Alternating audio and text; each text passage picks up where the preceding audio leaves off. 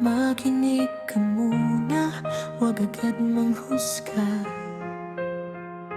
Hindi lahat ng naririnig mo totoo na kagad, diba?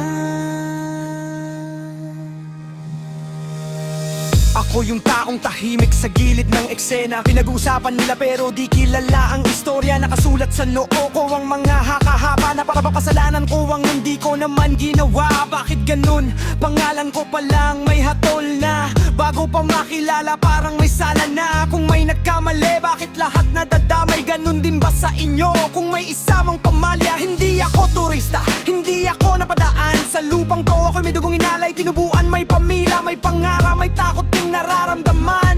Kay iba sa'yo pareho lang, tao lang. Hindi turista ang Muslim, mamituhin ng dumating. May puso, may damdamin, respeto lang ang hiling. Hindi turista ang Muslim, huwag mong gawing salamin ang mali ng ilan para husgahan ang karamihan.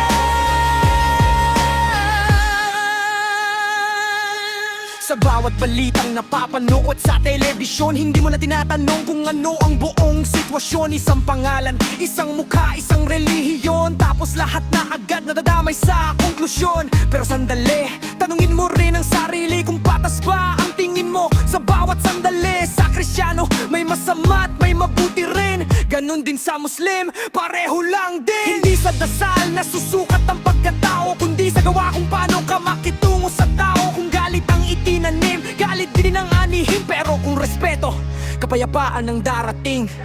Hindi turista ang Muslim, kasama mo sa hangarin. Kapayapaan sa daigdig, pagkakaisang awig. Hindi turista ang Muslim, kaibigan mo rin. Sa gitna ng pagkakaiba, pwede tayong magsama-sama rin. Kung pareho tayong humihinga